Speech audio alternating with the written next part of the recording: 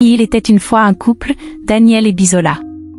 Ils étaient mariés depuis 12 ans et avaient 2 filles, Inim, âgée de 11 ans, et Amanda, qui n'avait que 6 ans.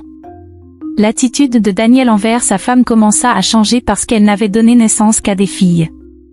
En tant qu'homme africain, il souhaitait avoir un fils pour le remplacer lorsqu'il quitterait la terre. Lorsque Bisola tomba à nouveau enceinte, Daniel fut très heureux, mais tout changea lorsqu'elle revint avec la nouvelle qu'elle attendait une fille. Daniel se plaignit amèrement auprès de sa femme, lui reprochant de toujours lui donner des filles. Bisola essaya de lui expliquer qu'elle ne pouvait pas déterminer le sexe des enfants, mais Daniel l'insulta et lui interdit de parler lorsqu'il parlait. L'attitude de Daniel envers sa femme se détériora de jour en jour, tout ce qu'elle faisait était mal à ses yeux, et il la battait pour la moindre faute. Quelques mois plus tard, Bisola entendit des rumeurs selon lesquelles son mari avait engrossé une autre femme et allait souvent lui rendre visite. Bisola se sentait très mal, mais elle attendit que son mari rentre pour lui poser des questions. Lorsque Daniel rentra ce soir-là, Bisola lui demanda calmement. « Mon cher, il y a quelque chose qui me préoccupe. J'ai entendu dire que tu attendais un enfant d'une autre femme. Est-ce vrai ?» Mais Daniel refusa de répondre. Bisola continua à le presser de questions. Daniel se fâcha et lui dit. « Femme, je vois que tu es très curieuse de savoir si j'attends un enfant d'une autre femme. Maintenant, attends-moi ici, et tu auras des réponses à ta question. » Il se retourna et quitta la maison. 1 heure plus tard, Daniel revint à la maison avec une femme. Lorsqu'ils sortirent de la voiture, Daniel porta le sac de la femme et la cajola. Bisola, en voyant son mari prendre soin d'une autre femme en sa présence, fut bouleversée. Les larmes coulèrent sur ses joues. La femme commença à faire des grimaces à Bisola. Cette dernière, dans une rage immense, gifla la femme, et Daniel, dans sa colère, commença à battre Bisola. Il lui donna une correction sévère, ignorant le fait qu'elle était fortement enceinte. Inim et Amanda essayèrent d'arrêter leur père en pleurant. « Papa, s'il te plaît, arrête. Ne frappe pas maman, elle est tout ce que nous avons, s'il te plaît, arrête. » Après avoir battu Bisola à sa satisfaction, Daniel la laissa sur le sol et entra dans la maison avec sa nouvelle femme. Bisola resta allongée sur le sol, pleurant. Inim vit du sang sur le sol où sa mère était allongée. Elle se précipita vers la chambre de son père et frappa à la porte, appelant son père à l'aide. Mais une voix à l'intérieur lui ordonna de ne plus frapper à la porte. Inim retourna auprès de sa mère et l'aida à se lever. Bisola, accompagnée de ses 2 filles, se dirigea lentement vers l'hôpital. À leur arrivée, Bisola fut prise en charge, tandis que les filles restèrent dans la salle d'attente. Après un moment, le docteur sortit et vit les 2 petites filles pleurer. Il ne trouva pas le courage de leur annoncer qu'elles venaient de perdre leur mère et le bébé à naître. Il leur demanda ce qui était arrivé à leur mère, et elles lui expliquèrent que c'était leur père qui l'avait battue. Le docteur décida alors de porter plainte contre le père des filles. Les filles lui demandèrent des nouvelles de leur mère, et il leur dit qu'elle reviendrait pour elles après avoir vu leur père. Lorsqu'ils arrivèrent chez Daniel, le docteur fut effrayé et décida de ne pas porter plainte car Daniel était un homme riche. Il entra avec les filles et trouva Daniel dans le salon avec sa nouvelle femme. Le docteur informa Daniel que sa femme était morte et qu'il devait organiser les funérailles. Puis il partit. Inim, qui était assez grande pour comprendre ce qu'était la mort, se couvrit la bouche et pleura profondément. Amanda, naïve, essayait tant bien que mal de réconforter sa grande sœur. Daniel, touché par la situation, regrettait ce qui s'était passé et voulait consoler ses filles. Sa nouvelle femme, Mirabel, feignit des douleurs abdominales et s'effondra sur le canapé. Daniel alla l'aider et elle lui demanda de la conduire dans la chambre, car la douleur était trop forte. Daniel l'emmena à l'intérieur, oubliant ses filles, et Inim et Amanda s'endormirent en pleurant. Le matin, Mirabel sortit et trouva Inim et Amanda allongés par terre. Elle leur versa un seau d'eau froide et demanda à Inim de nettoyer le sol. Lorsque Daniel sortit de la chambre, Mirabel demanda aux filles de se cacher pour que leur père ne les voie pas, sinon elle les battrait.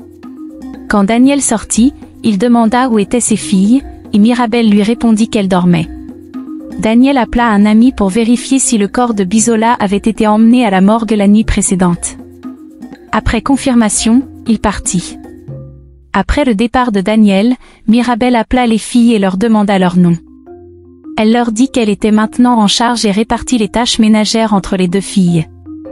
Inim essaya de dire à Mirabel qu'Amanda était encore trop jeune pour le travail qu'elle lui avait attribué, mais Mirabel la gifla et lui ordonna de ne plus parler lorsqu'elle parlait.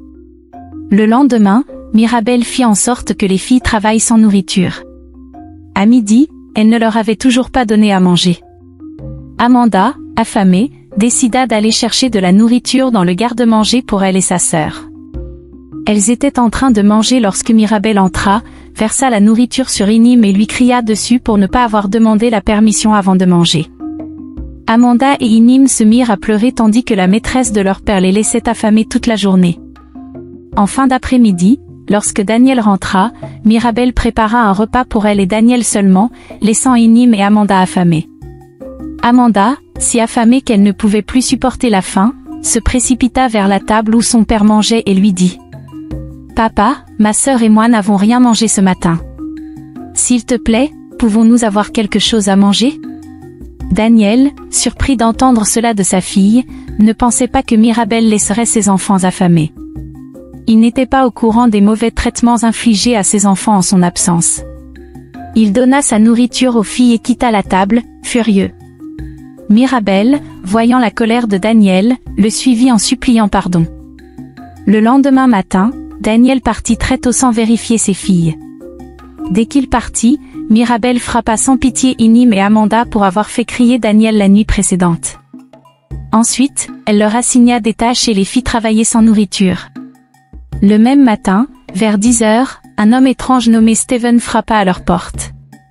Mirabel ouvrit et invita l'homme à entrer, puis envoya Inim en course pour éviter qu'elle n'entende leur conversation. En chemin, Inim surprit la conversation entre Steven et Mirabel, où ils parlaient de tuer leur père et de s'approprier ses biens. « Que attends-tu, Mirabel ? Nous prenons trop de temps. Empoisonne-le et prenons les biens immédiatement. Il n'y a plus de temps à perdre. Non, nous ne pouvons pas faire cela maintenant. Si nous le tuons maintenant, comment pourrons-nous revendiquer ses biens ? Attends que j'accouche et que je le convainque de léguer tous ses biens à notre fils. Après cela, le tuer sera facile. » Steven dit à Mirabel qu'il savait comment tuer Inim et Amanda sans que personne ne le découvre. Il lui murmura à l'oreille, et lorsqu'Inim entendit cela, son cœur commença à battre fort, et elle se précipita dans la cuisine.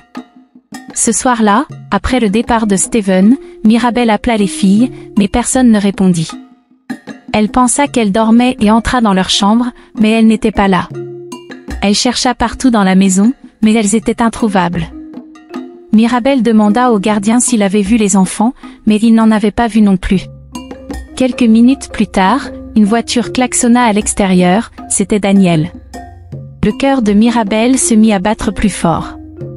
Elle comprit que les filles étaient probablement allées retrouver leur père. Elle décida d'aller vérifier, mais Daniel avait déjà terminé sa visite et rentrait à la maison. Mirabel était en colère et paniquée parce que Steven avait découvert qu'elle n'avait pas tué les filles comme prévu. Mirabel rentra chez elle et découvrit que les filles étaient toujours absentes. Daniel, en sortant de la voiture, remarqua l'air paniqué de Mirabel et lui demanda ce qui n'allait pas. Elle hésita un instant, puis répondit d'une voix tremblante. Je ne trouve pas les filles. Elles étaient là tout à l'heure, mais maintenant elles ont disparu. » Daniel, d'abord incrédule, devint rapidement furieux. Il chercha partout dans la maison, appelant les noms de ses filles, mais elles restaient introuvables. Son inquiétude grandit, et il se tourna vers Mirabel, la foudroyant du regard. « Comment as-tu pu les perdre de vue ? Elles ne peuvent pas être parties bien loin. » Mirabel, essayant de contenir sa peur, proposa d'aller les chercher dans le quartier. Daniel, encore plus en colère, ordonna au gardien de fouiller les environs. Les minutes passèrent, se transformant en heures, mais les filles restaient introuvables. Pendant ce temps, Inim et Amanda s'étaient réfugiées dans un petit bois à l'extérieur de la ville. Inim avait pris la décision de fuir après avoir entendu les plans maléfiques de Mirabel et Steven. Elle savait qu'elle ne serait en sécurité nulle part tant qu'elle serait près de Mirabel. Amanda, bien que jeune et épuisée, faisait confiance à sa sœur et la suivait. Dans leur cachette, Inim rassura Amanda, lui promettant qu'elle trouverait un moyen de survivre, loin des griffes de leur belle-mère. Elles passèrent la nuit sous un arbre, essayant de se réchauffer comme elles le pouvaient. Le lendemain matin, épuisées mais déterminées, les deux sœurs se dirigèrent vers la ville voisine. Inim espérait trouver de l'aide, quelqu'un qui pourrait les protéger de Mirabel et Steven. Elles marchèrent longtemps, évitant les routes principales par peur d'être retrouvées. De retour chez Daniel, la panique avait cédé la place à la désolation. Il se reprochait de n'avoir pas prêté plus d'attention à ses filles, trop absorbées par sa nouvelle relation. Mirabel, de son côté, cachait mal son inquiétude. Elle savait que si Daniel découvrait la vérité, tout son plan serait anéanti. Daniel décida de signaler la disparition de ses filles à la police. Les recherches commencèrent aussitôt, mais les filles semblaient avoir disparu sans laisser de traces. La communauté fut alertée, et bientôt, tout le monde dans le quartier était à la recherche d'Inim et d'Amanda. Alors que la nuit tombait une fois de plus, Inim et Amanda trouvèrent refuge dans une petite église en bordure de la ville. Le prêtre, un vieil homme bienveillant, les accueillit sans poser de questions. Voyant leur état, il leur offrit de la nourriture et un endroit pour se reposer. C'est là, dans la sécurité de l'église, qu'Inim se sentit pour la première fois depuis longtemps capable de relâcher un peu de la tension qui la rongeait. Elle expliqua au prêtre ce qui s'était passé, omettant cependant les détails les plus terrifiants pour ne pas effrayer davantage Amanda. Le prêtre, après avoir écouté leur histoire, leur assura qu'elles étaient en sécurité ici et qu'il allait faire tout ce qui était en son pouvoir pour les protéger. Il leur proposa même de contacter les autorités pour les aider à retrouver leur père, mais Inim, craignant que Mirabel ne les retrouve, refusa pour l'instant. Les jours passèrent, et Inim et Amanda commencèrent à s'habituer à leur nouvelle vie dans l'église. Mais Inim savait que ce n'était qu'une question de temps avant que Mirabel ou Steven ne découvrent leur cachette. Elle devait trouver un moyen de révéler la vérité à leur père sans que Mirabel ne les rattrape. Pendant ce temps, Daniel était de plus en plus désespéré. Il se reprochait chaque jour d'avoir laissé sa colère et sa frustration prendre le dessus, négligeant les personnes qui comptaient le plus pour lui. Il ne dormait plus, passait ses journées à chercher ses filles, et devenait de plus en plus distant de Mirabel, qui, malgré ses tentatives pour apaiser la situation, voyait bien que son emprise sur Daniel faiblissait. Finalement, un jour, alors que Daniel faisait une pause près d'une église, il entendit une voix familière. C'était Amanda qui jouait à l'extérieur. Son cœur manqua un battement, et il se précipita vers elle. Inim, en voyant son père, eut d'abord peur, mais elle comprit rapidement que c'était leur chance de lui dire la vérité. Dans la chaleur du moment, les retrouvailles furent émouvantes, et Daniel, en larmes, les serra fort dans ses bras. Inim, rassemblant tout son courage, raconta à son père ce qu'elle avait entendu. Daniel, choqué et furieux, réalisa enfin la gravité de ses erreurs. Il décida immédiatement de mettre ses filles en sécurité et de confronter Mirabel. Avec l'aide du prêtre, il organisa leur départ vers un endroit sûr, loin de la ville, avant de retourner chez lui, déterminé à affronter celle qui avait failli détruire sa famille. Lorsque Daniel arriva à la maison, Mirabel savait que son plan avait échoué. Daniel la confronta avec toute la colère et la douleur qu'il avait accumulée. Mirabel, terrifiée, essaya de nier, mais les preuves étaient accablantes. Daniel la fit arrêter par la police et promit de veiller sur ses filles comme il aurait dû le faire dès le début. Mirabel et Steven furent jugés pour leurs crimes, et Daniel, bien qu'ayant perdu beaucoup dans cette histoire, retrouva l'essentiel, l'amour et la sécurité de ses filles.